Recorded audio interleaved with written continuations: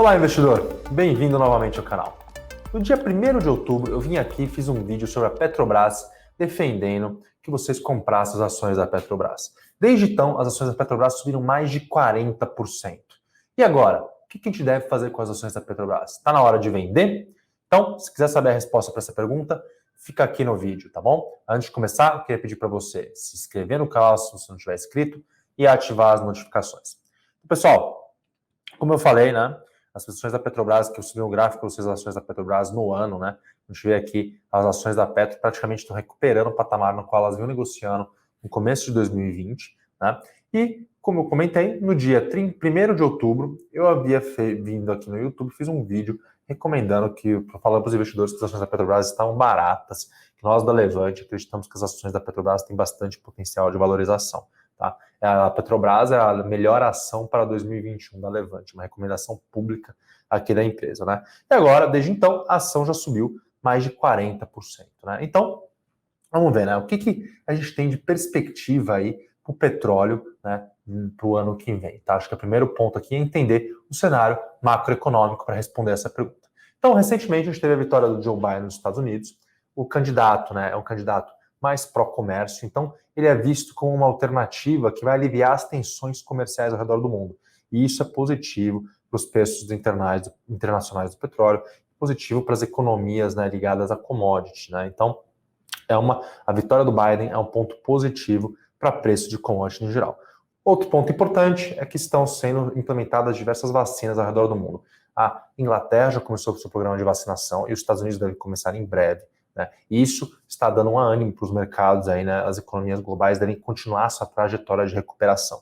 E isso também está aliado à alta liquidez que a gente tem no mundo hoje, com juros baixos e os bancos centrais ao redor do mundo dando bastante liquidez para os mercados, além de programas de incentivo, né? Então, incentivos fiscais aí, lado fiscal, o governo também investindo mais dinheiro na economia para gerar crescimento. A gente tem a projeção do Fundo Monetário Internacional de crescimento de 5% para o ano que vem. Então, a gente está vendo aí um ambiente de alta liquidez e crescimento global sincronizado, que também é bastante positivo para preços de commodities no geral e para os preços do petróleo. Né? Outro ponto interessante é o dólar mais fraco, tá? A gente está vendo possivelmente para o ano seguinte, um ambiente de dólar mais fraco. E isso, quando o dólar se enfraquece frente às moedas de países produtores de commodities, a gente também tem um ambiente positivo para preço de commodities. Tá? Então, pessoal, a gente tem um ambiente macroeconômico bastante positivo e favorável para os preços do petróleo do ano que vem. Os preços do petróleo já estão aí de volta à faixa dos $50 por barril, né? E a perspectiva é bastante positiva.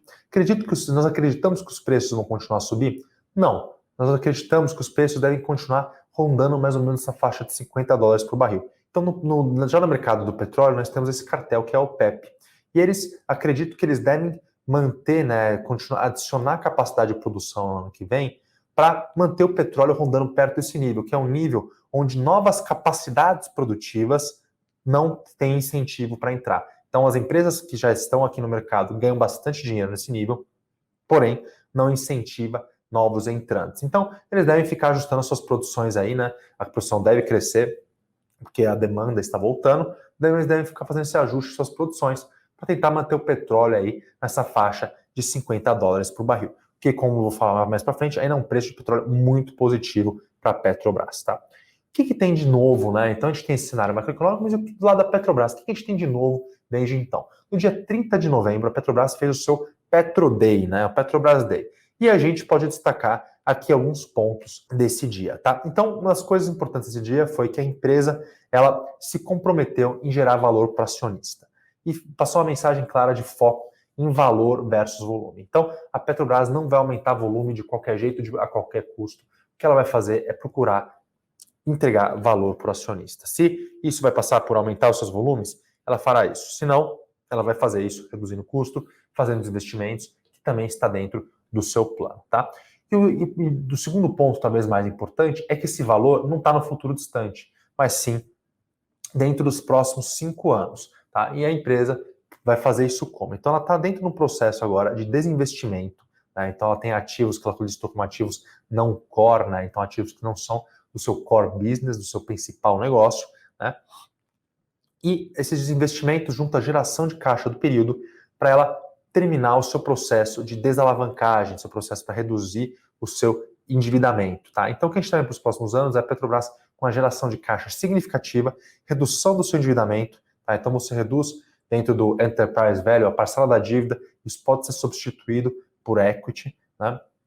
Então, isso se traduz em valorização da empresa. A gente está vendo um potencial muito grande de geração de caixa e isso também se traduz aí num potencial grande de pagamento de dividendos, né? Então, uma coisa muito importante que eles apresentaram para isso no Petrobras Day, né, é que no caixa gerado de 2020 a 2025, assumindo preços aí de petróleo de $45 por barril para 2021 e 2022 e $50 por barril para 2022 para frente, a empresa ela espera gerar de 115 a 125 bilhões de dólares de caixa, tá? E dessa geração de caixa, ela pretende distribuir de 30 a 35 bilhões de dólares de dividendos, tá? Isso implica um retorno anual de dividendos no período nos próximos 5 anos de 10 a 11% em dólar.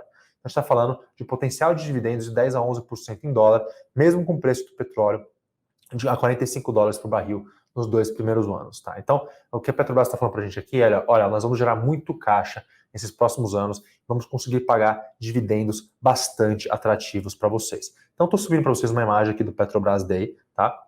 E aqui eles justamente mostram a estimativa de fluxo de caixa para 2021. Então, o que a gente vê aqui é que um fluxo de caixa de um preço de petróleo a $50 por barril, né, e um câmbio aqui a $5,2 por barril, a gente estaria vendo a empresa gerar mais de 20 bilhões de dólares em caixa no ano que vem, tá, pessoal? Então, isso é uma redução da sua dívida líquida em 20 bilhões de dólares, que se ela se manter negociando no mesmo múltiplo de mercado, a gente está falando que essa empresa tem potencial de gerar 20 bilhões de dólares de valor para o acionista, né? Então, esses mais de 100 bilhões de reais de potencial de valorização da empresa, comparados hoje com os 400 bilhões de reais, mais ou menos, que a empresa está valendo no mercado, a gente está falando aí de um crescimento, um potencial de valorização de mais de 25%, só considerando essa geração de caixa para o ano de 2021, tá bom? Então, realmente, a Petrobras está com perspectivas de geração de caixa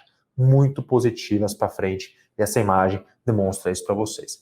Dentro do plano de desinvestimento, vale destacar, como eu falei no último vídeo que eu fiz aqui, né, sobre a Petrobras, eles estão falando aí de vender 50% da sua capacidade de refino, né, as ações da BR Distribuidora, da Braskem também, né, ativos aí de gás e energia, entre outros. Então, subindo para vocês aqui, né, uma imagem onde eles listaram esses ativos, mas eles estão falando aí de 25 a 35 bilhões de dólares, né, só da venda desses ativos, né? Quando a gente fala dos ativos aí de refinaria, a gente está, o que o mercado imagina é algo em torno de 13 bilhões de dólares, tá? Então, mais ou menos, a gente pegar aqui de 25, seria metade, mais ou menos, dos 25, dentro dos 35, um terço, quase, dos 35 bilhões de dólares, né? Então, dentro desse range. Então, a gente tem aí a venda dos ativos de refino, que parece que estão bem encaminhados. Tivemos recentemente uma notícia, né, de que a Petrobras estaria entrando em consenso, né, com a Odebrecht em relação à venda das ações na Braskem, tá? Isso permitiria que a Petro também continuasse no processo, né, realizasse o desinvestimento das suas ações da Braskem. Então, as coisas estão andando para a Petrobras. A empresa ela está entregando o lado operacional também, a sua redução de custos.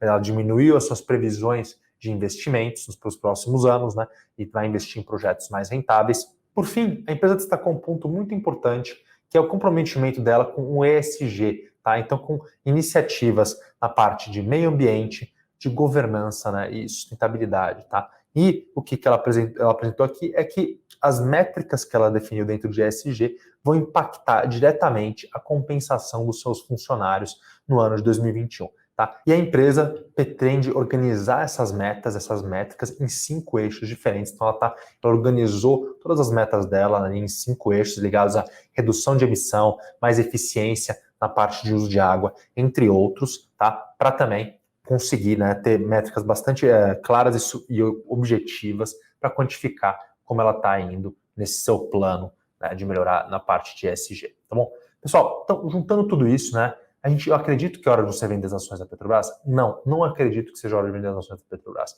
Acredito até que investidor que não tenha ainda ações da Petrobras no seu portfólio possa adicionar exposição às ações. O que a gente vê aí, como eu falei, um ambiente macroeconômico positivo para preços, mesmo com o seu PEP, de certa maneira, não deixar o preço subir muito, que eu acho que vai acontecer, né? Esse preço de $50 por barril ainda é muito positivo para a Petrobras, ela vai gerar muito caixa, tem um potencial de pagamento de dividendos bastante significativo nos próximos anos. Deve pagar um dividendo alto no ano de 2021? Não. Importante ressaltar isso, tá bom? Ela não acredita que vai ser em 2021, mas em 2021 ela vai conseguir desalavancar, reduzir sua dívida líquida bastante. Quando a gente fala disso, né, em redução da sua dívida líquida, como eu comentei anteriormente, se ela manter o mesmo múltiplo, reduzindo a sua dívida líquida, a gente tem um potencial de valorização bastante significativo para suas ações aí. Só dessa troca de dívida por equity. Tá bom, minha gente? Então, qualquer dúvida, deixe nos comentários abaixo. Estou deixando aqui na descrição desse vídeo um link para o relatório que a equipe da Levante preparou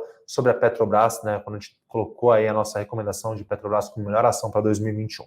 Então, se tiver interesse em conhecer um pouquinho mais sobre a tese de investimentos da Petrobras, acessa lá no link do vídeo, tá bom? Grande abraço e até a próxima.